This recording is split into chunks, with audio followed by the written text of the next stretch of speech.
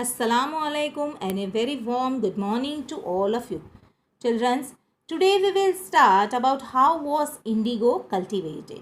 Now, there are two main systems of indigo cultivation. First is niche cultivation and second is rayoti.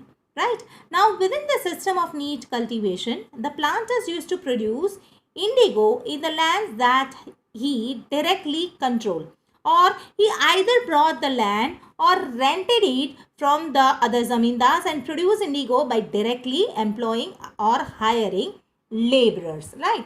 Now I will give you some brief information about the rayoti also. Now this is the rayoti is a term, that is economic term used throughout India for the peasant cultivators, but with the variations in the different provinces. While zamindars were landlords, whereas rayotis were tenants and cultivators and served as a hired laborers. Right? Now we will see what were the problems with the niche cultivation. The planters found it difficult to expand the area under the niche cultivation.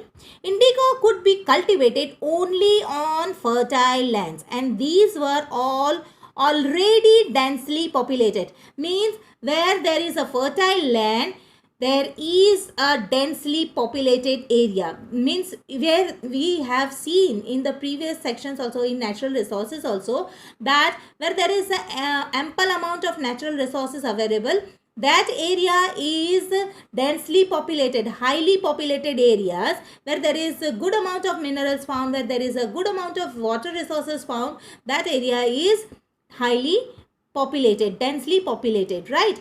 So only small plot scattered over the landscape could be acquired. Now each individual can get only a small piece of land, and that is very difficult to adjust everybody to get a piece of land and can be able to cultivate indigo, right? So planters needed large areas in compact blocks to cultivate indigo in plantations.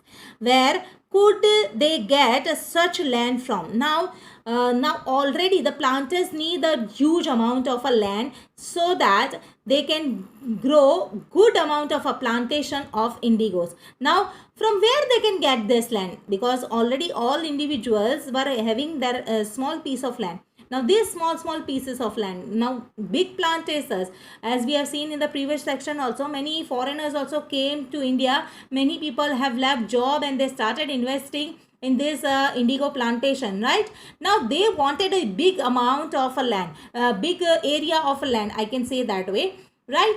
So where they can get this huge amount of a land, huge area of a land, they attempted to lease in the land around the indigo factory. Now what they did, they tried to attempt it to lease in the land around the indigo factory and evicted the peasant from that area. Now they started using taking away those land from the peasants with the on lease. Lease is one kind of what you can say amount which is supposed to pay in advance for particular years together, right? So they started doing this way. They started giving offers to the peasants and they started evicting the small peasants, small farmers from that small piece of land, and this way they started getting the land and making the huge area for the plantation of indigo.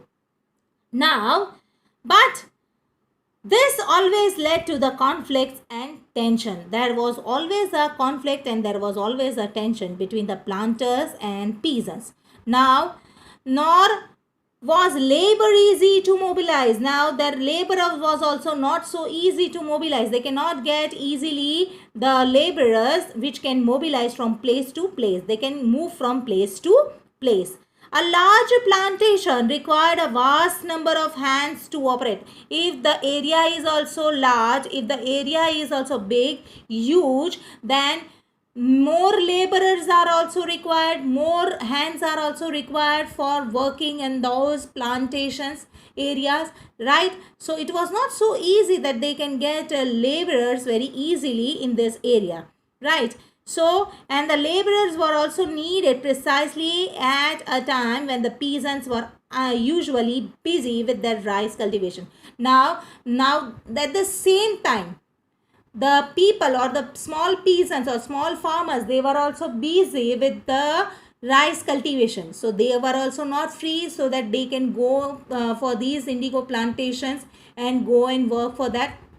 So there was again a big question of a laborers, so they cannot get easily this laborers, right? So niche cultivation on the large scale was acquired many plows and bullocks. At the same time, niche cultivation needed a huge amount of plows as well as bullocks to cultivate the land which they have got.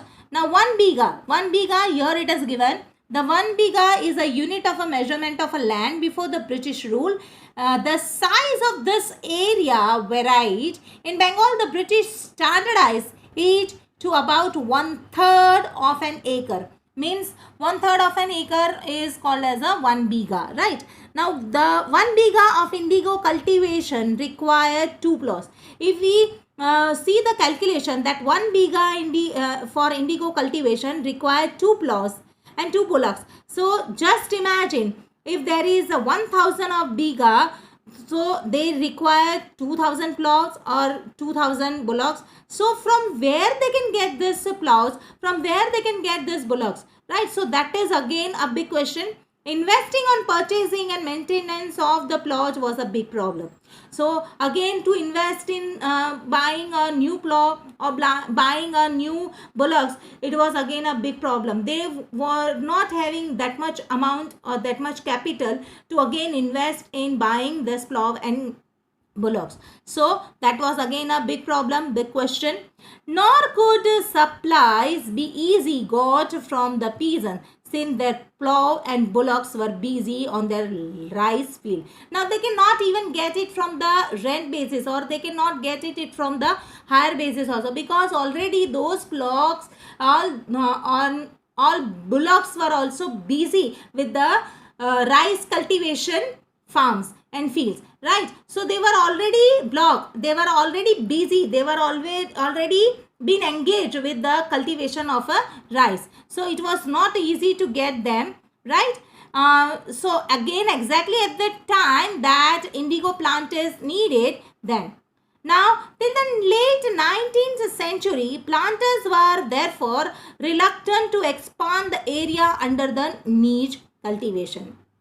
Now, less than 25% of the land producing indigo was under this system. Now, we can see that less than 25% of the land producing indigo was under this system, and the rest was under the alternative mode of the cultivation, that is a rayoti system, which we have seen right now, right? Now, for next part, indigo on the land of Rayot, we will see tomorrow. Thank you. Have a nice day.